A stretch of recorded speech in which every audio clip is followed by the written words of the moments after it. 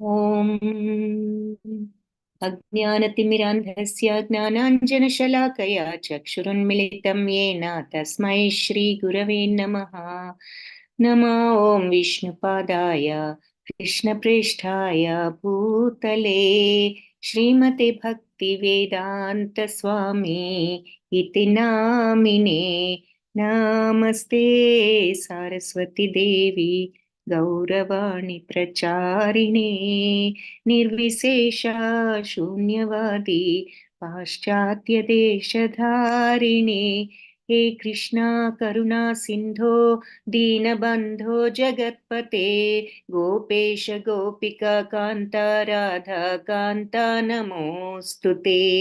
तप्त कांचन गौरांगी राधे बृंदावनेश्वरी वृषभानुसुते देवी प्रणमामि हरिप्रिये। जय श्री कृष्ण चैतन्य प्रभु नित्यानंद श्री अद्वैता गदाधर श्रीवासादि गौर भक्त वृंद। हरे कृष्णा कृष्णा कृष्णा हरे हरे हरे राम राम राम हरे हरे। హరే కృష్ణ భక్తులందరికీ పురుషోత్తమ యోగము భక్తి యోగంలో మరి ఆల్మోస్ట్ మధ్యలో ఉన్నాం. 6 అధ్యాయాలు కాబట్టి 13, 14, 15, 5, 6 చూస్తాం. ఇది అయిపోతే భక్తి యోగం సగం కంప్లీట్ చేస్తాము. సో ఇది మనం ఏం చెప్పుకున్నాం, మొదటి 2-3 కొద్దిగా ఈ వేదాంతాన్ని సూచిస్తాయి అని. ఏది ఈ అశ్వత్థ వృక్షం గురించి చెప్పుకున్నాము. మరి వ్రేళ్ళు పైకి కొమ్మల క్రిందకి అంటే తల్ల క్రిందులుగా ఉన్న ఒక అశ్వత్థ వృక్షం ఉన్నది. దీని ఆకులన్నీ కూడా ఛందాంసి యస్య పర్ణాని, ఈ పర్ణాలు అంటే ఆకులన్నీ కూడా ఛందోబద్ధమైన వేద మంత్రాలు. యస్తం ఎవరైతే వేదస వేదవి, దీనిని తెలుసుకున్నవాడు వేదాలన్నిటినీ కూడా తెలిసినవాడు, దీనిని అర్థం చేసుకున్నవాడు అని చూసాం. అలాగే అధశ్చోర్ధ్వం ప్రసృతాస్తస్య శాఖ అంటే అధ ఊర్ధ్వం పైకి కిందకి కూడా విస్తృతంగా పెరుగుతున్నాయట ఈ బ్రాంచెస్, ఈ కొమ్మలు. సో ఎలా పెరుగుతున్నాయి అంటే గుణ ప్రవృద్ధ విషయ ప్రవాల. మామూలుగా కొమ్మలు ఎలా పెరుగుతాయి, చెట్టు ఎలా పెరుగుతుంది, నీరు పోస్తే పెరుగుతుంది. ఈ చెట్టు విషయాల వల్ల, ఈ ఇంద్రియ విషయాల వ్యామోహం వల్ల గుణ ప్రవృద్ధ సత్వరజస్తమో గుణాల వల్ల పెరుగుతుంది. అంటే సత్వరజస్తమో గుణాలు మనల్ని భౌతిక మాయలో పడవేస్తాయి కాబట్టి ఈ భౌతిక మాయతో మనం ఏం చేస్తాము, ఇంద్రియాలకు లోబడిపోయి ఉంటాం. కాబట్టి ఆ విషయాలు, ఇంద్రియ విషయాల మీదే మనకు ఆసక్తి కలుగుతూ ఉంటుంది ఈ సత్వరజస్తమో గుణాల వల్ల. సో ఈ సత్వరజస్తమో గుణాలతో మనం ఈ బ్రాంచెస్ అన్ని కూడా ఈ రకంగా పోషించబడి పెరుగుతూ అవి విషయ ప్రవాళాల్లో ఈ వృక్షం యొక్క కొమ్మలన్నీ కూడా విషయ ప్రవాళం పెరిగి అవి ఇంద్రియ విషయాల వైపు వెళ్తూ ఉంటుంది. మన మనస్సు ఈ 3 గుణాలని అలవర్చుకుని ఇంద్రియ వ్యామోహాల వైపు వెళ్తాం. సో అది సూచిస్తోందనమాట. ఇలా ఈ చెట్టు కొమ్మలు పెరగడమేమో గుణాలతో పెరిగి, గుణాలనే నీటితో పెరిగి, సత్వరజస్తమో గుణాలనే నీటితో ఇలా కొమ్మలన్నీ కూడా విషయ ప్రవాళాల వైపు వెళ్తున్నాయి, అంటే ఇంద్రియ వ్యామోహాల వైపు వెళ్తున్నాయి. సో ఈ ఆకులన్నీ కూడా ఇంద్రియ విషయాలను సూచిస్తున్నాయి అని చెప్తున్నారు. వ్రేళ్ళు దేనిని సూచిస్తున్నాయి? అధశ్చమూలాన్ని అనుసంతతాన్ని కర్మానుబంధీని మనుష్యలోకే. కాబట్టి ఈ కింద ఎలా ఉన్నాయి అంటే మనుష్యులు కర్మబంధాలతో ఎలా బందీలవుతున్నారో ఈ ముడులు పడిపోయిన వ్రేళ్ళు దానిని సూచిస్తున్నాయి. ఈ కర్మబంధాలతో బందీలయ్యే మానవులను ఈ వ్రేళ్ళన్నీ కూడా ఆ ముడులు దానిని సూచిస్తున్నాయని ఈ శ్లోకంలో ఈ చెట్టుని గురించి చెప్పారు. అంటే ఈ భౌతిక ప్రపంచపు వ్యామోహంలో ఉంటూ ఎలా ఉంటున్నాము, ఈ గుణాలతో మనం ఇంద్రియాల వైపుకు వెళ్తున్నాము, ఈ భౌతిక మాయ వైపు. తద్వారా కర్మబంధాలను పెంచుకుంటున్నాం కాబట్టి ఆ బంధాలనేమో ఈ వ్రేళ్ల యొక్క ముళ్ళు చూపిస్తున్నాయి. కొమ్మల ఆకులన్నీ ఇంద్రియ విషయాలు దేంతో పెరుగుతున్నాయంటే గుణాలతో పెరుగుతున్నాయి అన్నది చూసాము. సో ఇక్కడ మరి తలక్రిందులుగా ఉన్న చెట్టు దేనిలో రిఫ్లెక్ట్ అయ్యి ఇలా తలక్రిందులైంది అంటే ఆధ్యాత్మిక ప్రపంచం కోరిక అనే నీటిలో ప్రతిబింబించి ఈ రకంగా తల్లక్రిందులైంది. సో ఈ తల్లక్రిందులుగా ఉన్న చెట్టు ఏమిటి అంటే మన భౌతిక ప్రపంచము. ఆధ్యాత్మిక ప్రపంచం అనే నిజమైన వృక్షం కోరికలో ప్రతిబింబించేసరికి ఇలా తల్లక్రిందులయ్యి ఉన్నది భౌతిక ప్రపంచం. సో మనం రిఫ్లెక్షన్ అంటే ఇదంతా మాయ అనేది అందుకనమాట, నిజం కాదు. అసలైనది పైనుంది ఆ చెట్టు, ఇదంతా కూడా మాయ. అందుకే మనకు ఈ మాయ కోరిక వల్ల ఈ మాయలో ఇది ఇలా పెరిగింది. సో అన్నిటికీ కారణం కోరిక. అందుకే వైరాగ్యం వైరాగ్యం అంటూ ఉంటారు. ఆ వైరాగ్యం అనేది ఎందుకంత ఇంపార్టెంట్ అంటే మరి కోరిక వల్లే సమస్తం ఆధ్యాత్మికత అంతా కూడా తలక్రిందులు అయిపోతుంది. కాబట్టి ఆ ఆ వైరాగ్యాన్ని తెచ్చుకుంటేనే ఆధ్యాత్మికతలోకి వెళ్ళగలం. వైరాగ్యం అంటే ఏమిటి? త్యాగం చేయడం, వదులుకోవడం. దేనిని? రాగాన్ని, ద్వేషాన్ని. సో ఈ రాగద్వేషాలను వదులుకుని సమత్వాన్ని పెంచుకున్నప్పుడు, కోరికలను తగ్గించుకుని క్రమేణా కోరికలు లేని స్థితికి రాగలిగినప్పుడు సంపూర్ణ వైరాగ్యం అనేది వస్తుంది. సో అందుకని ఈ వృక్ష నిజరూపం ఎవరికి తెలీదు అంటే ఈ మాయ ఎంతో మందికి అర్థం కాని విషయం. దాని ఆది మధ్యాంతాలు ఎక్కడనే విషయం ఎవరికి తెలీదు. కాకపోతే మనం చేయవలసింది ఏమిటి అంటే అందుకని ఈ లోతుగా నాటుకుని ఇలా వేళ్లతో విలసిల్లుతున్న ఈ అశ్వత్థ వృక్షాన్ని వైరాగ్యం అనే ఖడ్గంతో ఖండించాలి. అందుకని మనం ఈ భౌతిక ప్రపంచపు మాయను వదులుచుకోవాలి అంటే వైరాగ్యాన్ని అలవర్చుకోవాలి. కాబట్టి ఈ వృక్షాన్ని వైరాగ్యం అనే ఖడ్గంతో ఖండించాలి. ఆ తరువాత ఏం చేయాలి? ఆ కోరిక, ఆ రాగద్వేషాలను తగ్గించుకుని భగవంతుడి పైన మనస్సును తిప్పాలి. మళ్ళీ పునర్జన్మ లేకుండా చేసే పరమ పదాన్ని వెతుక్కోవాలి. ఎవరి నుండి సమస్తం ఆరంభమైందో, ఎవరి నుండి అనాది కాలంగా సమస్తము వ్యాపించి ఉన్నదో అలాంటి పరమ పురుషుణ్ణి మనం శరణు పొందాలి. సో వైరాగ్యంతో మనం ఉంటూ భగవంతుణ్ణి శరణు వేడాలి. ఆ తర్వాత మరి ఎలా ఉండాలి అంటే మిథ్యా గొప్పతనం, మోహం, అనురాగ దోషం ఇవన్నీ వదిలిపెట్టి కోరికలను, వినివృత్త కామ కోరికలన్నీ కూడా మనం కంట్రోల్ చేసుకుని ద్వంద్వాల నుంచి విముక్తులమై సుఖదుఖాలు అనేటటువంటి ద్వంద్వాలు ఎగ్జాంపుల్స్ కూడా ఇచ్చారు. ద్వంద్వాలు అంటే ఏమిటి అని. అంటే సుఖమైన దుఃఖమైన ఒకే రకంగా ఉండగలుగుతాం. విముక్తులు అవడం అంటే ఏంటి? ఏదొచ్చినా రియాక్ట్ అవ్వకుండా ఉండగలుగుతాం. అలా సుఖదుఖాల వంటి ద్వంద్వాలు ఎలాంటివి ఉన్నా సరే ఒకే రకంగా ఉండగలగటమే విముక్తులు అవడం ద్వంద్వాల నుంచి. గచ్చంత్య అలా ఉంటూ గచ్చంత్య మూఢ పదమవ్యయం తత్. అప్పుడు అమూఢ అంటే మూఢత్వం లేనటువంటి ఆ పరమ పదానికి వెళ్తారు అని చెప్తున్నారు. ఈ రకమైనటువంటి మెంటాలిటీ, ఇది అర్హత మోక్షానికి, పరమపదాన్ని పొందటానికి అని చెప్తున్నారు. సో ఈ భౌతిక ప్రపంచంలో ఉంటూ తలక్రిందులుగా ఈ మాయలో చిక్కుకుంటూ ఉన్న మనం వైరాగ్యం అంటే కోరికలను క్రమేణా తగ్గించుకుని భగవంతుణ్ణి శరణు వేడి ఈ రకంగా రాగద్వేషాలను జయించి మనం సుఖ దుఃఖాలకు, ద్వంద్వాలకు ఎలాంటి పరిస్థితి అయినా సరే ఆ సమత్వాన్ని తెచ్చుకోగలిగి భగవంతుడి మీద భారాన్ని వదిలేం, ఏదొచ్చినా ఆయన ప్రసాదమే అనే శరణాగత తత్వంతో ఉండగలిగినప్పుడు ఈ క్వాలిటీస్తో వాళ్ళు శాశ్వతమైన బ్రహ్మపదాన్ని పొందుతారు. అది భగవంతుణ్ణి పొందటానికి ఎలిజిబిలిటీ, అర్హత అన్నమాట. అలాంటి పరంధామం ఎలా ఉంటుందంటే సూర్యుడి వల్ల కానీ, చంద్రుడి వల్ల కానీ, అగ్ని వల్ల కానీ అది వెలగదు. అక్కడికి వెళ్ళిన వాళ్ళు మళ్ళీ తిరిగి రారు. తద్ధామ పరమమ్మ, అలాంటి ధామం నా దివ్యధామం అని ఆ దివ్యధామానికి వెళ్తారు అని చెప్పారు. కాబట్టి ఆ దివ్యధామం ఎలా ఉంటుందంటే సూర్య చంద్రులు, అగ్ని ఇవన్నీ అక్కర్లేదు అది వెలిగించడానికి, ఆయనే అని చెప్తున్నారు. అలాంటి ధామం ఎందుకు? ఆయన యొక్క ప్రకాశత్వంతోనే అది వెలిగిపోతుంది అని. ప్రభుజీ అటెండెన్స్ పోస్ట్ చేసినట్టున్నారేమో. Okay, Hare Krishna. Okay. So, ఇంకా ఏం చెప్పారు, నా అంశతో ఈ అందరూ ఇక్కడున్న వాళ్ళందరూ నా అంశతోనే ఉన్నారు. కానీ మనస్సుతో కలిపి 6 ఇంద్రియాల వల్ల ఇలా కష్టాలు పడుతున్నారు. మనస్సు, ఇంద్రియాల ప్రలోభాల్లో చిక్కుకుని ఇలా కష్టపడుతున్నారు. ఎందుకు? నా అంశ అయిన సచ్చిదానందమైన ఆత్మ ఉన్నప్పటికీ కూడా ఈ మనస్సు, ఇంద్రియాలతో ఇలా కష్టపడుతున్నారు.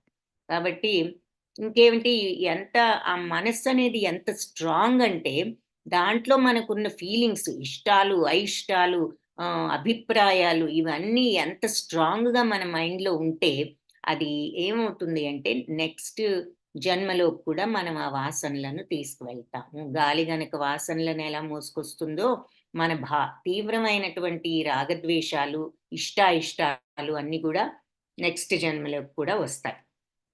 వేరే శరీరం వచ్చినా, కొత్త మనసు, అవి బాడీ వచ్చినా, ఈ పాత వాసనలు అక్కడికి వెళ్ళి అదే ఫీలింగ్స్‌తో మళ్ళీ ఆ బాడీలో కంటిన్యూ అవుతాం. అంటే దీని అర్థం ఏమిటి? మైండ్ ఎంత స్ట్రాంగ్ అంటే బాడీ మారినా గూడా ఈ మైండ్‌లో ఫీలింగ్స్ నెక్స్ట్ జన్మకు గూడా వెళ్ళిపోతున్నాయి. సో, దట్ మీన్స్ మనకు ఆ మైండ్‌లో క్లారిటీ, రియాక్షన్స్ లేకుండా శుద్ధంగా ఉన్నప్పుడే భగవంతుడిని పొందగలమని చెప్తున్నారు. ప్రతిఫలాపేక్ష లేకుండా అంటే రాగద్వేషాలను వదులుకుంటేనే ఈ ఫీలింగ్స్ అనేవి వదులుతాయి. కాబట్టి కోరిక నాకు కావాలి అనేటటువంటి నేను అనే ఫీలింగ్‌తో రాగద్వేషాలు పెంచుకుంటాం కాబట్టి, అవి మనం ఎప్పుడైతే సమత్వంతో ఉండటానికి ప్రయత్నిస్తామో బంధాలుండవని చెప్పుకున్నాం. కాబట్టి బంధాలంటే ఈ రాగద్వేషాలే నెక్స్ట్ జన్మలో కూడా అవి ఉన్నంత కాలం మైండ్‌లో అవే బంధాలు. అవి నెక్స్ట్ జన్మ మనకి క్రియేట్ చేసి అందులోకి కూడా వెళ్తున్నాయి. అందుకని ఏ విషయం పట్ల గూడా తీవ్ర ఆలోచన అనవసరము. ఏదైనా భగవన్ నిర్ణయం ప్రకారం జరుగుతుంది. అలా అని పని చేయకుండా కూర్చోక్కర్లేదు. మనం చేసే పని మనం చేస్తూనే, మనం తీవ్రంగా రియాక్ట్ అవ్వకుండా, ఏదెలా ఉన్నా సమత్వంతో మెయింటైన్ చేస్తూ, భగవంతుడిని, ఆయన యొక్క డెసిషన్‌ని మనం ఒప్పుకుంటూ, మన కర్తవ్యాన్ని మనం నిర్వర్తిస్తే, అదే పూర్ణతకు దారిని మనం కర్మయోగంలో గూడా చూసాము. మళ్ళీ ముందు ముందు గూడా చూస్తాం. కాబట్టి హ్మ్. 12థ్ చాప్టర్‌లో గూడా జూసాం మనం ఆ విషయం. యాక్చువల్లీ హ్మ్. యాక్చువల్లీ భక్తి యోగం, ఆహ్, మనం 12థ్ ఇది మనం జ్ఞానయోగంలో ఉన్నాం. భక్తి యోగం అంటున్నాను. జ్ఞానయోగంలో మనం ఆల్‌మోస్ట్ ఇది హాఫ్‌లో ఉన్నాం. ఇంకో 3 చాప్టర్స్ అయితే మనం ఫినిష్ చేస్తాం భగవద్గీతని. హ్మ్. సో, ఎనీవే అందుకని ఈ భావాలనేవి ఏది గూడా మనస్సులో పెట్టుకోగూడదు. వీళ్ళిలాంటి వాళ్ళు, వాళ్ళిలాంటి వాళ్ళంటూ మనం పొద్దున్న లేచిన దగ్గర నుంచి అందరి మీద జడ్జ్‌మెంట్లు పాస్ చేస్తూ ఉంటాం. మనలో ఉన్న తప్పుల్ని మనం ఎంత మాత్రం చూసుకోము. ఎదుటి వాళ్ళలో ఎ ఎ ఎంత చిన్న తప్పున్నా మనకది పెద్ద తప్పులాగా కనిపిస్తూ ఉంటుంది. కాబట్టి ముఖ్యమైన విషయం ఏమిటంటే, ఈ అభిప్రాయాలు, ఇష్టాలు, అయిష్టాలు పక్కన పెట్టి మనస్సును శుభ్రంగా కల్మషం లేకుండా క్లీన్‌గా ఉంచుకోండి. అందరూ సమానమే అనే తత్వాన్ని మనం అలవర్చుకోవడానికి ప్రయత్నించాలి. కనీసం ఈ తీవ్ర రాగద్వేషాలను తగ్గించుకోవడానికి మొట్టమొదట సాధన చేయాలి. లేదు అంటే ఈ ఫీలింగ్సే మరి వేరే శరీరాల్లో కూడా వెళ్తాయి. అలాగే వెళ్తూ ఒక దాంట్లోంచి ఒక దాంట్లోకి ఇదే ఫీలింగ్స్‌తో ఎన్ని జన్మలెత్తినా ఇక్కడే ఉంటాము. పంది గనక బురద నుంచి బయటికి రాకుండా నాకు ఈ బురదే బావుందని ఎలా అనుకుంటుందో, మనకు ఆ ఫీలింగ్సే బాగున్నాయి అనుకుని ఇలా జన్మ తర్వాత జన్మ మళ్ళీ మానవ జన్మ వస్తుందని కూడా గ్యారంటీ లేదు. మన ఫీలింగ్స్ ఏ జంతువుకి సూట్ అవుతాయో అటువంటి రూపమే వస్తుంది మనకి. మనిషి ఆలోచన ఉంటే మనిషిలాగా ఉంటాము. మనం పశువు ఆలోచనలో ఉంటే పశువు అవ్వచ్చు. సో, మన యొక్క ఆలోచన విధానానికి తగినటువంటి జన్మను పొందుతాము. సో, మనిషి కూడా ఈ రకంగా వాసనలు గనక, గాలి గనక వాసనలను తీసుకువెళ్ళినట్టు ఈ భావాలని వేరే జీవితంలో కూడా తీసుకువెళ్ళి కొత్త శరీరంతో మరి ఆ కొత్త కళ్ళు, ముక్కు, చెవి అవి కొత్తవే, కొత్త శరీరం. కానీ వెనక నీ భావాలన్నీ పాతవే. సో, ఈ కొత్త అవయవాలతో, కొత్త శరీరంతో మళ్ళీ ఇదే ఇంద్రియ విషయాలను అనుభవిస్తూ ఉంటాడు. అది ఒక పంది గనక బురద గుంటలోంచి బయటికి రానట్టు ఇక మనం ఈ జనన మరణ చక్రంలోనే ఇలా కొట్టుకుంటూ ఉంటామన్న ఎగ్జాంపుల్‌కి అది చెప్తున్నారు. అటెండెన్స్ ఫార్మ్ పోస్ట్ చేశారు. దయచేసి ఫిలప్ చేయండి. సో, ఇలా జీవుడు శరీరాన్ని ఎలా విడిచిపెడతాడు? ఈ ప్రకృతి త్రిగుణాల ప్రభావంతో ఎలాంటి శరీరాన్ని అనుభవిస్తున్నాడన్నది మరి మామూలు వాళ్ళు తెలుసుకోలేరు. కానీ ఎవరైతే జ్ఞానంతో జ్ఞానంలో శిక్షణ పొందుతారో అంటే ఎవరైతే జ్ఞానులు మాత్రమే ఇవన్నీ తెలిసిన వాళ్ళు, అర్థం చేసుకోగలిగిన వాళ్ళు మాత్రమే ఇది చూడగలరు. ఎవరైతే దీన్ని అర్థం చేసుకుని ఈ విషయాన్ని చూడగలుగుతారో వాళ్ళు జ్ఞానులు. మనం ఎగ్జాంపుల్ మెకానిక్ మనము ఇద్దరం గూడా ఎంజిన్ వైపు చూడొచ్చు. ఒకటే కనిపిస్తోంది ఇద్దరికీ. కానీ అతనికి ప్రాబ్లమ్ ఏంటో తెలుస్తుంది. మనకు తెలియదు. అలాగే మామూలు వాళ్ళకి, జ్ఞానులకి ఉన్న తేడా ఏమిటి అంటే, నిజంగా వాళ్ళు అర్థం చేసుకోగలరు. ఈ తేడాని, ఈ గుణాలేమిటి, ఈ భౌతిక ప్రపంచం ఏంటి, ఈ శరీరాన్ని విడిచిపెడితే ఈ గుణాల ప్రభావంతో ఎలాంటి శరీరాన్ని మళ్ళీ పొందుతారు, ఇవన్నీ గూడా అర్థం చేసుకోవడానికి ఆ జ్ఞానం అనేది అవసరము. అంటే ఊరికినే చదివిన జ్ఞానం గాదు, అనుభవపూర్వకంగా ఆ నాలెడ్జిని ఎక్స్‌పీరియన్స్ చేయగలిగిన వాళ్ళు. సో, ఇప్పుడు ఈరోజు 11థ్ నుంచి చూద్దాం. యతతో యతంతో యోగినశ్చైనం పశ్యంత్యాత్మన్యవస్థితం యతంతోప్యకృతాత్మానో నైనం పశ్యంత్యచేతసః. ఇది గూడా చూసినట్టున్నాం.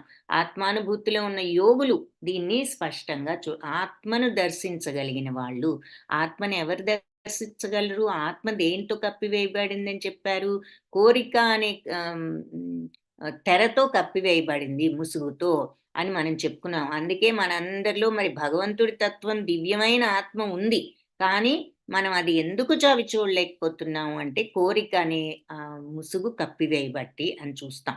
కాబట్టి ఎప్పుడు ఆత్మానుభూతిని తెచ్చుకోగలం? ఆ కోరిక అనే ముసుగుని తొలగించినప్పుడు ఆ ఆత్మానుభూతి మనకి వెల్లడవుతుంది. కాబట్టి అన్నీ కూడా ఈ కోరిక, ఈ వ్యామోహంతోనే మనం ఈ అజ్ఞానంలో ఉంటున్నాం. కాబట్టి అజ్ఞానాన్ని తొలగించాలి అంటే ముందు వైరాగ్యాన్ని తెచ్చుకోవాలి. అంటే కోరికలను తగ్గించుకోవాలి. రాగద్వేషాలను తగ్గించుకోవాలి. సింపుల్ మాటల్లో చెప్పాలంటే. అది. అందుకని ఆత్మానుభూతిలో ఉన్న యోగులు అప్పుడు ఆత్మను దర్శించగలుగుతారు. అలాంటి యోగులు దీనిని స్పష్టంగా చూడగలరు గానీ, మనసు అభివృద్ధి చెందని వాళ్ళు ఎంత ప్రయత్నించినా ఆత్మానుభూతిలో లేని వాళ్ళు ఏం జరుగుతుందో వాళ్ళకి అర్థం కాదు. సో, ఇక్కడ ఏంటి జనన మరణ చక్రం చూపిస్తున్నారు. ఇలా పెరగటము, వృద్ధులవ్వటం, పోవడము, మళ్ళీ ఇంకొక జన్మెత్తటం, ఇక్కడ ప చిన్న బేబీగా అక్కడి నుంచి మళ్ళీ పెరుగుతూ సో, ఇదే సైకిల్. మధ్యలో ఏమవుతోంది? ఈ మనసు, బుద్ధి, అహంకారం ఇది చూపిస్తున్నారు. ఇంద్రియాలు 5 గుర్రాలు. మరి మనస్సు ఇక్కడ దాంట్లో ఇరుక్కుని ఉన్నది. మనస్సుని ఇక్కడ చూపిస్తున్నారు. ఆ తర్వాత బుద్ధి వెనక సారథిలాగా చూపిస్తున్నారు. సో, ఈ ఈ బాడీ ఇలా ఒక శరీరం నుంచి ఇంకో శరీరంలోకి వెళ్ళడం, ఈ ఇంద్రియ మనస్సులు గూడా ఆలోచనలతో ఇవి ఆ శరీరంలోకి కూడా వెళ్ళే అవకాశం ఉన్నది. కాబట్టి ఇదంతా గూడా నిజమైన ఆత్మానుభూతిలో ఉన్న వాళ్ళు స్పష్టంగా చూడగలరు గానీ, ఆ ఆత్మానుభూతి లేని వాళ్ళు ప్రయత్నించినా గూడా వాళ్ళకి క్లియర్‌గా అర్థం కాదు అని చెప్పి చెప్తున్నారు. సో, ఇక్కడి వరకు ఏం చెప్పారు అంటే, మరి బాడీ ఒక దేహం నుంచి ఇంకో దేహంలోకి నా అంశ అయినా గూడా జీవులందరూ ఇంద్రియాల వల్ల, మనస్సుల వల్ల కష్టాలు పడుతున్నారు. ఈ భావాలన్నీ పెట్టుకొని వాళ్ళు ఒక జన్మలో నుంచి ఒక జన్మలోకి భావాలను కూడా తీసుకువెళ్తూ మనస్సు క్లీన్‌గా లేక ఎప్పటికీ మోక్షాన్ని తెచ్చుకోవడం లేదు. సో, ఇదంతా అర్థం చేసుకున్నవాడు, మైండ్‌ని క్లియర్ చేసుకున్నవాడే మరి నిజమైనటువంటి జ్ఞాని. వాళ్ళు ఆత్మానుభూతిలో ఉన్న వాళ్ళు దీన్ని అర్థం చేసుకుంటారు గానీ, అది లేనప్పుడే ఏమి ఎంత ప్రయత్నించినా తెలియదు అంటూ ఆ విషయాన్ని మోక్షానికి హ్మ్, ఎలా ఉండాలి మార్గం అన్నది చెప్తూ ఎవరు తెచ్చుకోగలరు మోక్షం, ఎవరు తెచ్చుకోలేరు అన్నది చెప్పారు. ఇప్పుడు తన యొక్క ఆహ్, ఇప్పుడు భగవంతుడు తన అంతకుముందు తన పరంధామాన్ని గురించి చెప్పారు. ముందసలు ఆధ్యాత్మిక ప్రపంచం, భౌతిక ప్రపంచం గురించి చెప్పారు తేడా. అది ఎక్కడి నుంచి వచ్చింది, ఈ భౌతిక ప్రపంచంలో మాయ ఉన్నదని, ఇందులో దీనిలో ఉన్న వాళ్ళమందరం రాగద్వేషాలకి లోబడి ఉన్నామని చూసాం. ఆ తర్వాత దానిని ఏ విధంగా ఛేదించి మోక్షాన్ని తెచ్చుకోవాలి. వైరాగ్యం అనే ఖడ్గంతో ఖండించి భగవంతుడిని శరణు వేడాలి. ఎవరి నుంచి సమస్తం ప్రారంభమైందో సర్వత్రా వ్యాపించి ఉన్నదో ఆ పరమ పురుషుణ్ణి శరణు వేడాలి. సో, అది మరి ఈ విషయాలన్నీ గూడా ఎవరు అర్థం చేసుకుంటారు అంటే, జ్ఞానంలో ఉన్న వాళ్ళకి అర్థమవుతుంది గానీ, అజ్ఞానులు ప్రయత్నించినా గూడా వాళ్ళకు అర్థం కాదు అని చెప్పి, ఇక్కడ తన యొక్క హ్మ్. యదాదిత్యగతం తేజో జగద్భాసయతే అఖిలం యచ్చంద్రమసి యాచ్ఛాగ్నౌ తత్తేజో విద్ధి మామకం. సో ఆదిత్యగతమైనటువంటి సూర్యుడి పరమైన ఆ తేజస్సు, జగద్భాసయతే అఖిల అఖిల జగత్తును ప్రకాశింపజేసే ఆ సూర్యుని తేజస్సు, యచ్చంద్రమసి ఆ చంద్రుడి యొక్క తేజస్సు, యాచ్ఛాగ్నౌ మరియు ఆ అగ్ని యొక్క తేజస్సు, తత్తేజో ఆ తేజం విద్ధి తెలుసుకో మామకం నా నుండే వచ్చింది అని చెప్తున్నారనమాట. సో అఖిల జగత్తును ప్రకాశించే సూర్యుడు తేజస్సైనా, చంద్రుడి తేజస్సైనా, అగ్ని తేజస్సైనా నా నుండే వచ్చాయి. ఇప్పుడు తన గురించి చెప్తున్నారు భగవంతుడు. గొప్ప చెప్పడం కాదు అని మనకు ఆ ఫీలింగ్ వస్తే దానికి ఆన్సర్ ఏమిటి అంటే, ఆయన చెప్పనిదే ఇది మనకు తెలీదు. మనందరికీ ఇప్పుడు ఏదో కొద్దో గొప్ప భగవంతుడు గొప్పని మనకి తెలుసు కదా అనుకోవచ్చు. అది ఎలా తెలిసింది? చిన్నప్పటి నుంచి పెద్దవాళ్ళు ఏదో చెప్తారు. భగవంతుడు ఆయన ఆయన దండం పెట్టుకోవాలి. ఆయన అన్నీ సృష్టించారు భగవంతుడు అని చెప్తూ ఉంటారు కాబట్టి విన్నా. వాళ్ళకి వాళ్ళ పెద్దవాళ్ళు, వాళ్ళకి వాళ్ళ పెద్దవాళ్ళు అంటే ఈ బేసిక్ నాలెడ్జ్ భగవద్గీతలో ఇప్పటికి కూడా కొంతవరకు అట్లా వస్తూ ఉంది. కానీ అది మొదట భగవంతుడు చెప్పబట్టే మరి తెలిసింది అది. సో, నేను ఇక్కడ ఆ సూర్య, చంద్రులు వాళ్ళందరి వెలుగు కూడా నేనే ఇస్తాను. అలాగే గామావిశ్య చ భూతాని ధారయామ్యహమోజసా పుష్ణామి చౌషధి సర్వా సోమో భూత్వా రసాత్మకః. సో గామావిశ్య చ భూత అన్ని గ్రహాలలోకి గూడా నేను ప్రవేశిస్తాను. నా శక్తి ద్వారానే అవి కక్ష్యలో ఉంటాయి. కక్ష్య అంటే ఏమిటంటే ఆహ్, ఆహ్, ఈ ఈ గ్రహాల యొక్క రోడ్డనుకోండి. ప్లానెట్స్ యొక్క దారి. అవి ఏ దారిలో తిరుగుతాయో వాటికన్నిటికీ వాటి దారి వాటికుంటుంది. ఒకదాని దారిలోకి ఒకటి వెళ్ళే ప్రసక్తే లేదు. కొంచెం అటు ఇటు అయినా గూడా ప్రళయమే. కాబట్టి అన్ని కరెక్ట్‌గా చూడండి సూర్యుడు చుట్టూ ఎంత లైన్‌లో అవి పర్ఫెక్ట్ సర్కిల్‌లో ఓవల్ షేప్‌లో తిరుగుతానే ఉంటాయి. వంకర, టింకర ఏది ఉండదు ఆ దారిలో. ఎంత పర్ఫెక్ట్‌గా ఉంటుందన్నమాట ఆ దారి. సో, అన్ని ప్లానెట్స్ కూడా కరెక్ట్‌గా వాటి దారిలో అవి వెళ్తూ ఉంటాయి. ఎలా వెళ్తాయి అని మనం అనుకుంటే సైన్స్ అంటాం. సైన్స్‌కి కారణం ఏమిటి? సైన్స్‌కి భగవంతుడు అని భగవంతుడుండడం వల్ల ప్రతిదీ కూడా ఇలా నడుస్తోంది. అందుకే ఆయన స్వయంగా చెప్తున్నారు. నేను ప్రతి గ్రహంలోకి ప్రవేశించి, నా శక్తి ద్వారా అవి కక్ష్యలో ఉంటాయి. అవి వెళ్తున్నాయి, నడుస్తున్నాయి ఈ మార్గంలో గాని, దా భూమి తన చుట్టూ తనే తిరుగుతూ మళ్ళీ ఈ మార్గంలో గూడా నడిచినట్లు, అలా ఎందుకు, ఎలా జరుగుతోంది అంటే, భగవంతుడు అన్ని గ్రహాల్లోనూ ఉండి ఆయనే నడిపిస్తున్నారు. నేను చంద్రుడిగా మారి అన్ని ఔషధాలకు జీవన రసాన్ని సరఫరా చేస్తాను. మన ఆయుర్వేదంలో చాలా మందులు చంద్రకాంతిలో పెడితే అవి రెడీ అవుతాయి. ఆ మందులు ఆ మూన్ లైట్‌కి. ఆ రియాక్షన్ వచ్చి అవి మెడిసినల్ ఎఫెక్ట్ వస్తుందన్నమాట. కొన్ని జ్యూసెస్‌కి వాటికి. అవి ఆయుర్వేద మెడిసిన్స్ కొన్ని ఉంటాయి అలాంటివి. సో, అందుకని చంద్రుడిగా మారి అన్ని ఔషధాలకు జీవన రసాన్ని సరఫరా చేస్తాను అంటున్నారు. అహం వైశ్వానరో భూత్వా ప్రాణినాం దేహమాశ్రితః ప్రాణాపాన సమాయుక్తః పచామ్యన్నం చతుర్విధం. సో, అహం వైశ్వానరో భూత్వా నేను అన్ని జీవుల యొక్క శరీరాల్లో మరి జీర్ణక్రియ యొక్క జఠరాగ్నిని.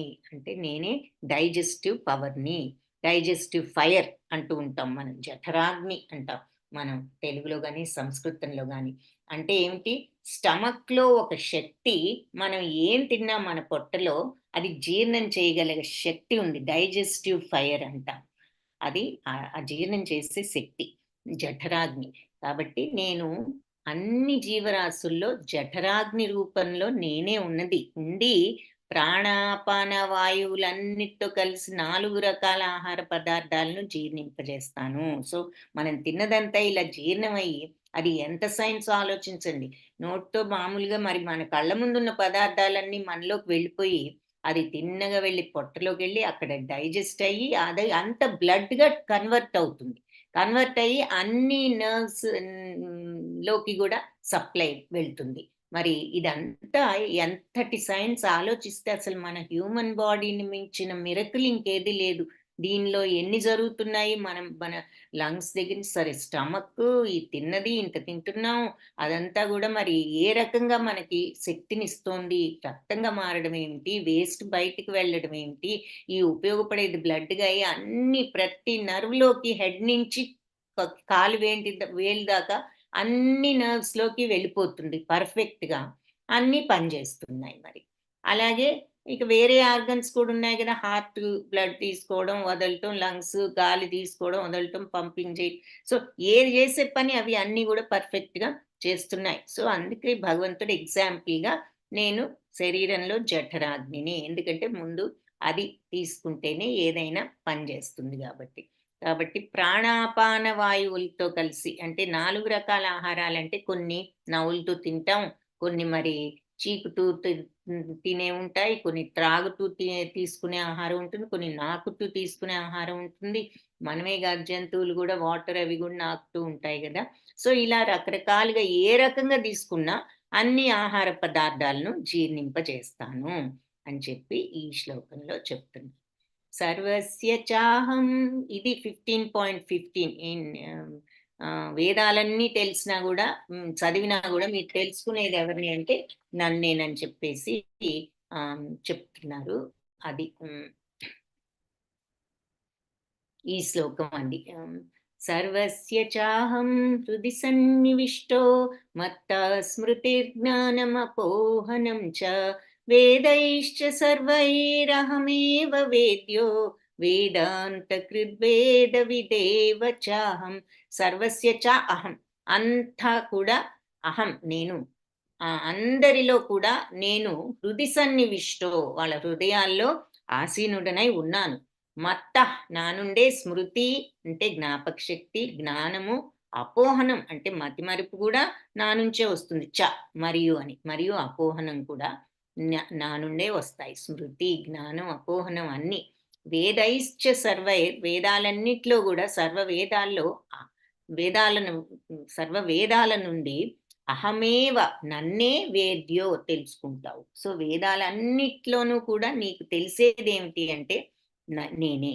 వేదాంత కృత్ అంటే వేదాలను కూర్చిన వాడిని, వేద విదేవ అంటే వేదాలు విదేవ తెలుసుకున్న వాడిని, చ మరియు అహం నేనే అని చెప్పి చెప్తున్నారు. సో, వేదాలన్నీ చదివినా అర్థమయ్యేది నా గురించే.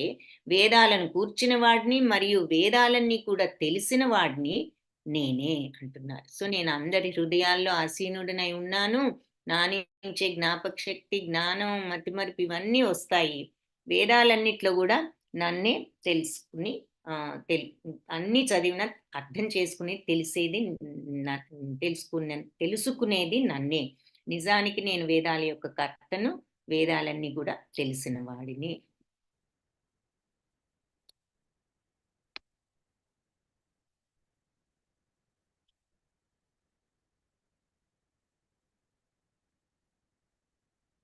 సో సో, ఆయన అందరిలోనూ నేనున్నానని ఇక్కడ క్లియర్‌గా మళ్ళీ చెప్తున్నారు. అందరి హృదయాల్లో నేనున్నాను. సర్వస్య చాహం హృది సన్నివిష్టో. హృదయాల్లో నేను హ్మ్. అందరి హృదయాల్లో నేను ఆసీనుడనై ఉన్నాను.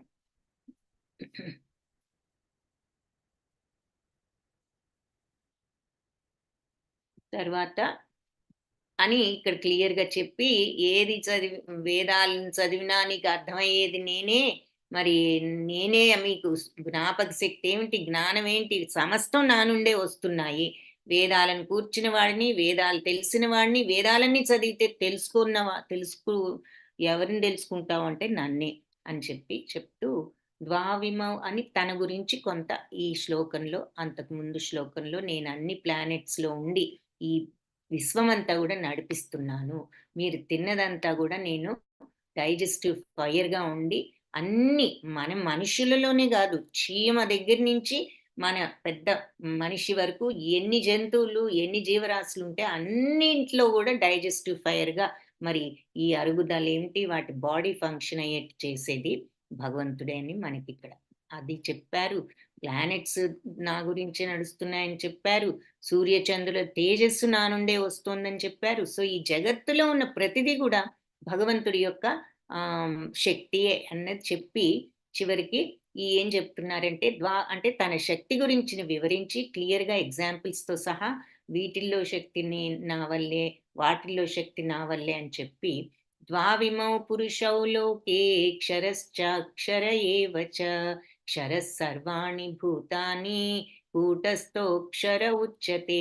సో, క్షరుడు, అక్షరుడు అనే 2 తరగతుల జీవులున్నారు. ఈ భౌతిక ప్రపంచంలో ప్రతి జీవుడు క్షరుడైతే, ఆధ్యాత్మిక ప్రపంచంలో ప్రతి జీవుడు అక్షరుడు.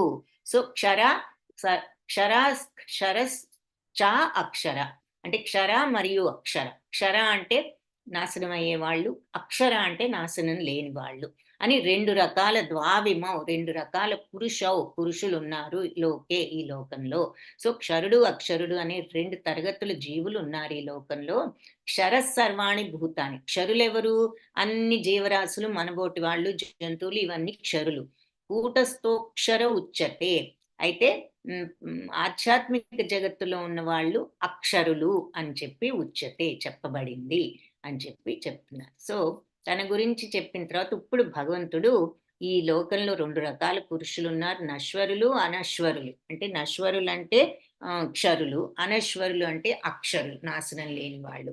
కాబట్టి ఈ భౌతిక జగంలో ఉన్న ప్రతి వాళ్ళు నశ్వరులు అంటే ఆహ్, క్షరులు అంటే నాశనం అయ్యేవాళ్ళు. ఆధ్యాత్మిక జగత్తులో వాళ్ళందరూ అనశ్వరులు అంటే అక్షరులు, నాశనం లేని వాళ్ళు అని చెప్పి 2 రకాల వాళ్ళ గురించి చెప్తున్నారు. సో, ఈ క్షరస్సర్వాణి భూతాని అన్నారు గదా! అంటే ఈ భౌతిక జగత్తులో ఉన్న వాళ్ళంతా క్షరులు. ఉత్తమ పురుషస్త్వన్యః పరమాత్మేత్యుదాహృతః యో లోకత్రయమావిశ్య బిభర్త్యవ్యయ ఈశ్వరః. సో, ఇద్దరున్నారు నశ్వరులు, అశ్వరులు, క్షరులు, అక్షరులని ఈ లోకంలో అందరూ ఉన్న వాళ్ళలో 2 కేటగరీసు. ఈ ఇరువురు గాకుండా ముల్లోకాల్లోనూ ప్రవేశించి వాటిని భరిస్తూ సాక్షాత్తు అవ్యయ ప్రభు, నాశనం లేని ప్రభువుని, పరమాత్ముడిని అయిన ఇంకొక ఉత్తమ పురుషుడిని ఉన్నాడు. ఇంకొక పురుషుడు. ఈ ఇద్దరే గాకుండా క్షరులు, అక్షరులే గాకుండా ఉత్తమ పురుషస్త్వన్య వేరే ఇంకొక ఉత్తమ పురుషుడు పరమాత్మేత్యు ఉదాహృత. పరమాత్మ అని చెప్పబడ్డే ఒక ఉత్తమ పురుషుడు ఉన్నాడు వేరే. ఎవరైతే లోకత్రయమావిశ్య ముల్లోకాలను ఆవహించి ఉన్నాడో బిభర్త్య అంటే ఎవరైతే ఈ ముల్లోకాలను ఆవహించి పోషిస్తున్నాడో అవ్యయ నాశనం లేనివాడు ఈశ్వరుడు ప్రభువు ఇంకొకరు. ఈ ఇద్దరే కాకుండా ముల్లోకాల్లో ప్రవేశించి వాటిని భరించే సాక్షాత్తు అవ్యయ ప్రభువు పరమాత్మ అయిన ఇంకొక ఉత్తమ పురుషుడు ఉన్నాడు. అంటే అది పురుషోత్తముడు అనే మాట ఎందుకొచ్చింది అనే దానికి ఈ ఈ లాస్ట్ పార్ట్‌లో చెప్తున్నారనమాట. క్షరులు, అక్షరులు అని ఇద్దరున్నారు. క్షరులంటే ఇదిగో కింద మరి ఈ భౌతిక ప్రపంచంలో ఉన్న వాళ్ళందరూ క్షరులైతే, పైన ఆధ్యాత్మిక ప్రపంచంలో ఉన్న వాళ్ళందరూ అక్షరులు. అయితే జీవరాశులన్నీ మరి పతనం చెందేవి కాబట్టి వాళ్ళు క్షరులు, స్వతంత్రంగా భోగించాలనే కోరిక ఎప్పటికీ మరి భౌతిక ప్రపంచంలోనే ఉంటారు. అయితే పతనం చెందని వారు అక్షరులు ఎప్పుడూ భగవంతుడితో ఉండాలి, ఆధ్యాత్మిక ప్రపంచంలోనే ఉంటారు. ఈ 2 రకాల వాళ్ళు ఉన్నారు. వీళ్ళిద్దరికంటే వేరుగా ఇంకొక పురుషోత్తముడు అని పరమాత్మ అని చెప్పబడే ఒక పురుషుడున్నాడు. ఉత్తమ పురుషుడు. ఆయన ముల్లోకాలను ఆవహించి, భరించి ముల్లోకాలను పోషిస్తూ ఉన్న అవ్యయుడైన ఈశ్వరుడు ఇంకొక ఆయన ఉన్నాడు. వీళ్ళిద్దరే కాకుండా అని చెప్తారు. ఆ పరమాత్మ గురించి ఇక్కడ మనకి భగవంతుడిని చూపిస్తున్నారు. సో, యస్మాక్షరం అతీతోహం అక్షరాదపి చోత్తమః అతోస్మి లోకే వేదే చ ప్రథితః పురుషోత్తమః. యస్మాత్ అక్షరం అతీతోహం. అయితే ఈ అక్షరుల కంటే కూడా అతీతులు. అక్షరాదపి చోత్తమః. ఈ క్షరుల కంటే మరియు అక్షరుల కంటే కూడా ఉత్తముడని కాబట్టి లోకంలో వేదాల్లోకే వేదేచ లోకాల్లోను వేదాల్లోనూ కూడా ప్రసిద్ధి చెందాను పురుషోత్తముడనని. కాబట్టి అక్షరులు ఇద్దరికంటే కూడా నేను అతీతంగా దివ్యమైన వాడిని, ఉత్తముడును కాబట్టి ఈ ప్రపంచంలో వేదాల్లో నేను పురుషోత్తముడిగా ప్రసిద్ధి చెందాను అని చెప్తున్నారు. సో, పురుషోత్తముడనేది ఎందుకొచ్చింది అన్నదానికి ఈ పైన ఇంకా మనకెన్నో రీజన్స్ చెప్పి సమస్తము గూడా ఈ ఆధ్యాత్మిక ప్రపంచ రిఫ్లెక్షను, ఏ రకంగా ప్రతి జీవి గూడా వైరాగ్యాన్ని, కోరికలను వదిలిపెట్టి భగవంతుడిని శరణు వేడితే భగవంతుడిని చేరొచ్చో చెప్తూ, ఈ మనస్సు, బుద్ధి వల్ల నీకీ కష్టాలన్నీ వచ్చినియి. ఈ స్ట్రాంగ్ ఫీలింగ్స్ రాగద్వేషాలతో నువ్వు ఈ ఒక జన్మ నుంచి ఒక జన్మలోకి అదే రాగద్వేషాలు కంటిన్యూతో అవుతున్నావు. కాబట్టి అవన్నీ వదిలినప్పుడు నీకు పరంధామానికి వెళ్ళే అర్హత వస్తుంది. ఆ పరంధామం ఎలా ఉంది అంటే, నా వెలుగుతోనే సూర్యచంద్రులు, విద్యుత్తు అక్కర్లేదు అది వెలిగిపోవటానికి అని చెప్పి, ఆ తర్వాత ఈ క్షరులు, అక్షరులని ఇద్దరున్నారు. పైన హ్మ్, హ్మ్. క్షరులంటే భూలోకంలో ఉన్నవాళ్ళు, ఆధ్యాత్మికత లేని వాళ్ళు, మరి ఆధ్యాత్మిక ప్రపంచంలో ఉన్నవాళ్ళు అక్షరులు. ఆ తర్వాత భగవంతుడు తన శక్తిని గురించి చెప్పారు. ఏమని? సూర్యుడు, చంద్రుడు అన్నీ కూడా వెలుగు నా నుంచే వస్తున్నాయి. అగ్ని యొక్క వెలుగు కూడాను. నేను అన్నీ గ్రహాలలో ప్రవేశించి అవి కక్షలో ఉండేటట్టు చేస్తున్నాను అని ఆ రకంగా మరి అందరి హృదయాలలో ఉంటూ నేను ఉన్నాను. ఆ తర్వాత అందరి యొక్క ఆహ్, శరీరాల్లో గూడా జీర్ణశక్తి రూపంలో, జఠరాగ్ని రూపంలో ఉంటూ వాళ్ళు తీసుకున్న ఆహారాన్ని అరిగేటట్లు జీర్ణింపజేస్తున్నాను. అందరిలో మనస్సులో నేనున్నాను. హృదయాల్లో నా నుండే జ్ఞానము, అపోహనం, స్మృతి అన్నీ వస్తున్నాయి. వేదాలన్నీ కూర్చిన వాడిని, వేదాలు తెలిసిన వాడిని, ఏ వేదం చదివిన వేదాలన్నీ చదివితే అర్థం చేసుకోవాల్సింది కూడా నన్నే అని చెప్పి అప్పుడు ఈ రకంగా భగవంతుడు ఆయన యొక్క మహిమ, ఆయన ఏ రకంగా సమస్తంలోనూ వ్యాపించి అన్నీ నడిపిస్తున్నారో చెప్పి 2 రకాల క్షరులు, అక్షరులు ఉన్నారు. వాళ్ళని మించిన వాడు పురుషోత్తముడు అని చెప్పి పరమాత్మ అని చెప్పబడే ముల్లోకాలను ఆవహించి భరిస్తున్న అవ్యయుడైన ప్రభు ఉన్నాడు అని చెప్పి అయితే ఉన్నాడు. ఆ ప్రభు క్షరులు, అక్షరులు ఇద్దరికంటే గూడా అతీతుడు కాబట్టి ఆ లోకాలలోను మరియు వేదాలలోను నేను పురుషోత్తముడనని ప్రసిద్ధి చెందాను అని చెప్పే కారణం ఇక్కడ చెప్పారు. సో యో మామేవమ సమ్మూఢో జానాతి పురుషోత్తమం స సర్వవిద్ భజతి మాం సర్వభావేన భారత. ఎవరైతే ఆహ్, ఆహ్, నన్ను అసమ్మూఢం అంటే ఆహ్, ఏమాత్రం డౌట్ లేకుండా, మూఢత్వం లేకుండా క్లారిటీతో జానాతి తెలుసుకుంటారో పురుషోత్తముడనని, ఎవరైతే క్లియర్‌గా నన్నిలా పురుషోత్తముడనని అర్థం చేసుకుంటారో, సర్వవిద్ భజతి మాం ఎల్లప్పుడూ గూడా నన్ను భజిస్తూ పూర్తి భక్తిలో నా నా మీద భక్తితో ఉంటూ సర్వభావేన భారత అన్ని సమయాల్లో కూడా వాళ్ళు పూర్తి భక్తి భావనలో నిమగ్నమై ఉంటారు. ఈ రకంగా నన్ను ఏమాత్రం డౌట్ లేకుండా ఫుల్ ఫెయిత్ అసమ్మూఢత్వం అంటే మూఢత్వం లేకుండా ఉండటం అంటే ఏంటి? స్పష్టంగా క్లారిటీ లేకుండా అంటే పూర్తి విశ్వాసంతో అని అర్థం. నన్ను ఆ రకమైన పూర్ణ నమ్మకంతో, విశ్వాసంతో, పూర్ణ విశ్వాసంతో నన్ను తెలుసుకున్న వాళ్ళు ఎప్పుడూ గూడా సర్వభావేన అన్ని పరిస్థితుల్లో, అన్ని సమయాల్లో నా మీద భక్తిలో నెలకొని ఉంటారు. ఈ రకంగా నా మీద నన్నర్థం చేసుకొని నా మీద విశ్వాసం ఉన్నవాళ్ళు. ఇతి గుహ్యతమం శాస్త్రం ఇదముక్తం మయా నఘ ఏతద్బుద్ధ్వా బుద్ధిమాన్ స్యాత్ కృతకృత్యశ్చ భారత. ఈ గుహ్యతమమైన రహస్యకరమైన శాస్త్రం ఇదముక్తం ఇప్పుడు నీకు ఆహ్, వెల్లడి చేశాను. మయా నేను అనగా పాపరహితుడా అని అర్థం. ఏతద్బుద్ధ్వా ఇది తెలుసుకున్నవాడు బుద్ధిమాన్ అంటే వివేకవంతుడు దీనిని తెలుసుకుని వాళ్ళు స్యాత్ కృతకృత్యశ్చ భారత వాళ్ళ ప్రయత్నాలన్నిట్లో కృతకృత్యులు అయి పరిపూర్ణతను పొందుతారు అని చెప్పి ఇక్కడ అర్జునుడిని, కృష్ణుని మళ్ళీ ఇక్కడ చూపిస్తున్నారు. వాళ్ళు ఫ్రెండ్స్‌గా ఉన్న టైంలో. సో, ఈ శ్లోకంలో మనకి అది ఎవరైతే హ్మ్. సో, యో మామేవమ సమ్మూఢో నన్ను కంప్లీట్ క్లారిటీతో, విశ్వాసంతో, పూర్ణ విశ్వాసంతో తెలుసుకుంటారో పురుషోత్తముడినని ఎప్పుడు గూడా వాళ్ళు సర్వవిద్ భజతి మాం సర్వాన్ని తెలిసిన వాడతను. ఇలా నన్ను అర్థం చేసుకున్నాడంటే వాడు అన్నీ తెలిసిన వాడు. భజి నన్ను భక్తితో సేవిస్తూ అన్ని సమయంలో ఏది ఎలా ఉన్నా సరే ఆ భక్తిలోనే నిమగ్నుడై ఉంటాడు.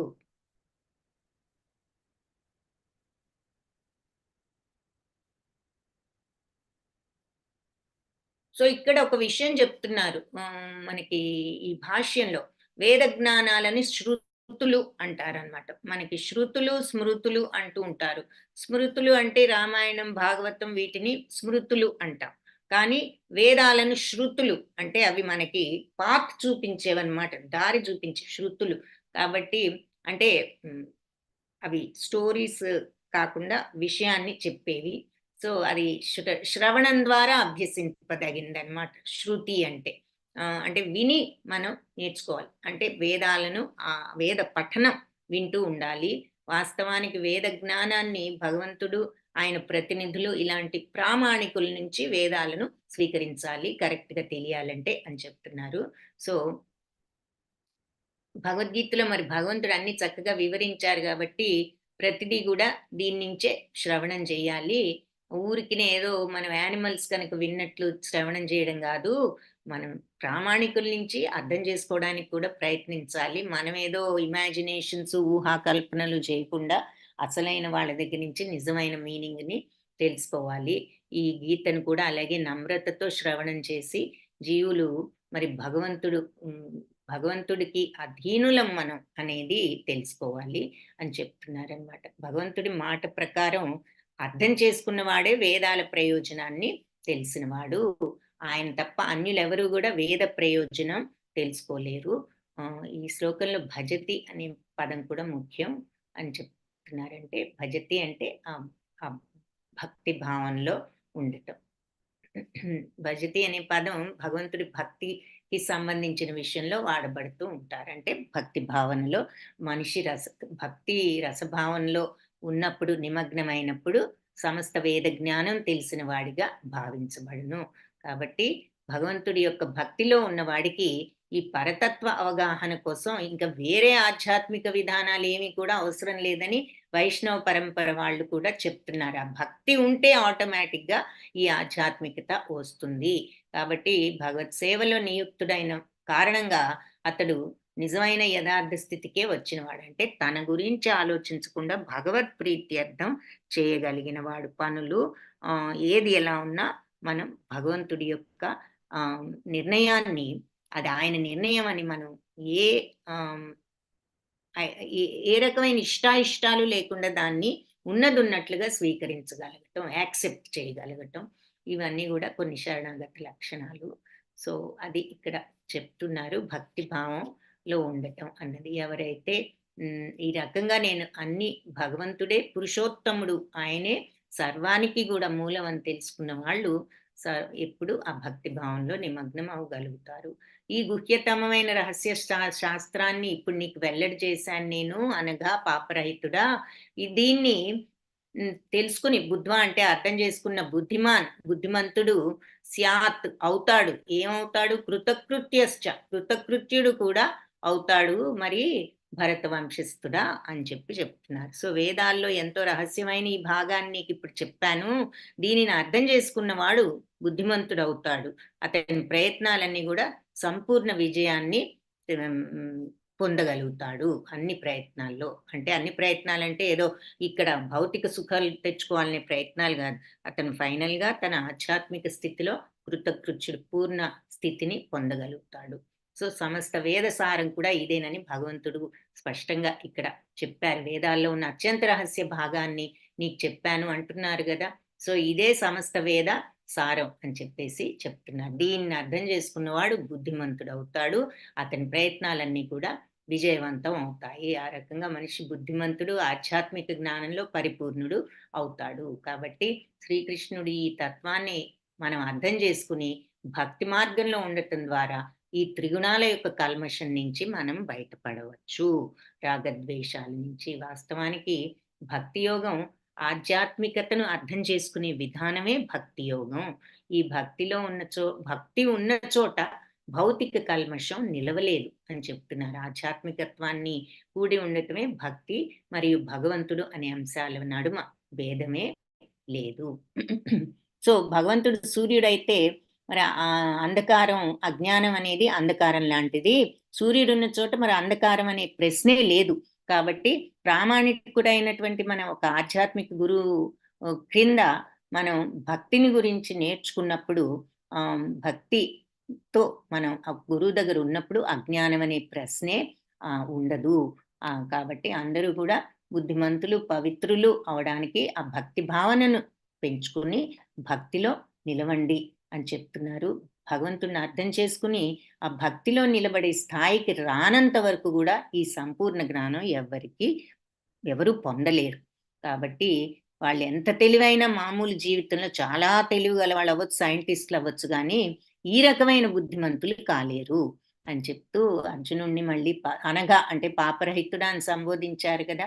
సర్వ పాపాల నుంచి విడివడనిదే భగవంతుడిని తెలుసుకోవడం అత్యంత కష్టకార్యం. కాబట్టి పాపరహితమైన జీవితం. అందుకనే కల్మషరహితమైన జీవితం. సర్వ పాప కల్మషాల నుంచి విముక్తుడైనప్పుడే మనిషి భగవంతుడిని అర్థం చేసుకోగలడు. ఎప్పుడు పాపాల నుంచి మనం కల్మషాల నుంచి విముక్తి చెందుతాం? రాగద్వేషాలు లేకుండా సర్వుల పట్ల ప్రేమతో ఉండగలిగిన ఆ ప్రేమ తత్వాన్ని పెంచుకోగలిగటమే భగవత్ తత్వం, సచ్చిత్తానంద తత్వం. కాబట్టి అప్పుడే మనం భగవంతుడిని పొందే అర్హతను పెంచుకోగలం. పాప కల్మషాలు ఎప్పుడు పెరుగుతాయి అంటే అందరి పట్ల ప్రేమ తత్వం, రాగద్వేషాలు సమత్వం లేకుండా సమత్వంతో ఉన్నప్పుడు. కాబట్టి హ్మ్. ఆ విషయం మళ్ళీ చెప్తున్నారు. శుద్ధ భక్తుల సాహచర్యంలో భక్తిలో ఉన్నప్పుడు మనిషి మరి ఆహ్, మనిషి కొన్నిటిని సమూలంగా ఆహ్, ఈ ఆహ్, కొన్ని ఈ ఈ కల్మషాలను వాటిని తగ్గించుకోగలడు. ముఖ్యంగా హృదయ దౌర్బల్యం అంటే మరి హ్మ్, డిటర్మినేషన్ లేకపోవడం, అశ్రద్ధ ఇటువంటివన్నీ గూడా మనం అంటే స్ట్రాంగ్ డిటర్మినేషన్ లేకుండా మళ్ళీ మళ్ళీ ఆహ్, ఈ భౌతిక ప్రపంచం వైపు తిరగడం. అదంతా గూడా ఈ ఈ సరియైన సాంగత్యంలో ఉన్నప్పుడు తగ్గుతుంది. వాటన్నిటిని కూడా మనం అధిగమించగలం. భౌతిక ప్రకృతి ఆధిపత్యం చేయాలనే కోరిక వల్లే మన పతనం జరుగుతోంది గాబట్టి, మనిషి భగవంతుడి శక్తికి, భక్తికి దూరమవుతున్నాడు. ఈ రెండో హృదయ దౌర్బల్యత ఏమిటి అంటే, ప్రకృతిపై ఆధిపత్యం చ వహించాలని కోరిక. అది ఎక్కువైన కొందికి ఏమవుతుందట, జీవుడు ఈ భౌతికత్వం పట్ల, భౌతిక విషయాల పట్ల ఆసక్తి పెరుగుతుంది. కాబట్టి మనమే అన్నిటికి గొప్పగా ఉండాలి. మనమే అన్నిట్లోనూ మన మాటే అందరూ వినాలి. మనకే అధికారం ఉండాలి. మనకే ఆధిపత్యం ఉండాలి. నేనే గొప్పగా ఉండాలి. ఇలాంటివి ఉన్నప్పుడు ఇక భౌతికత్వంలోనే మునిగిపోతారు అని చెప్పి చెప్తున్నారు. కాబట్టి అస్తిత్వంలో ఈ భౌతిక లైఫ్‌లో మనకున్న కష్టాలన్నిటికి కారణం ఏమిటంటే, ఈ హృదయ దౌర్బల్యమే. మరి మానసిక దౌర్బల్యం. మనం ఈ రకంగా హ్మ్, డిటర్మినేషన్‌తో ఆధ్యాత్మిక మార్గంలో ఉండలేకపోవటమే. ఈ హృదయ దౌర్బల్యంతో భౌతిక జగత్తులో మాయకు లోబడి, కోరికలకు లోబడి నేనే గొప్పగా ఉండాలని అనుకోవడం. ఈ అధ్యాయంలో మరి మొదటి 5 శ్లోకాలు ఈ హృదయ దౌర్బల్యం నుంచి బయటపడే విధానాన్ని చెప్పాయి 6వ శ్లోకం వరకు గూడా. కాబట్టి అక్కడి నుంచి మిగిలిందంతా పురుషోత్తం యోగం గురించి చర్చించాయి అని చెప్పి చెప్తున్నారు. సో, మొదటి 5 శ్లోకాలు ఈ హృదయ దౌర్బల్యం గురించి చెప్పాయి గదా! ఇది ఎలా చెట్టు మరి ఇలా ఉన్నది. దీన్ని గనక మరి నువ్వు వైరాగ్యంతో నువ్వు కొట్టివేసి, ఖండించి తర్వాత భగవంతుడిని శరణు వేడాలి. ఆ తర్వాత అనురాగాన్ని రాగద్వేషాలను జయించి మరి కోరికలను తగ్గించుకుని సుఖదుఖం అనే ద్వంద్వాలకు అతీతులుగా ఉంటూ భగవంతుణ్ణి శరణు వేడినప్పుడు మీరు ఆ బ్రహ్మ పదాన్ని పొందుతారు అని చెప్పి 5 శ్లోకాస్‌లో బ్రహ్మ పదాన్ని పొందటం ఎలాగు అంటే ఈ శ్లోకం గుర్తుపెట్టుకోవచ్చు. ఇది ఇంతకు ముందు శ్లోకం. ఈ 2 గుర్తుపెట్టుకొని ఆ బ్రహ్మ పదం ఎలా ఉంటుంది అనేది కూడా చెప్పారు. ఆ నెక్స్ట్ నుంచి తన శక్తిని వివరిస్తూ పురుషోత్తమ యోగం గురించి ఎందుకు పురుషోత్తముడినయ్యానని చెప్పారు. సో, అది ఈరోజు మనం చూసినటువంటి లెసను. పురుషోత్తమ యోగం. వాంఛాకల్పతరుభ్యశ్చ కృపా సింధుభ్య ఏవ చ పతితానాం పావనేభ్యో వైష్ణవేభ్యో నమో నమః.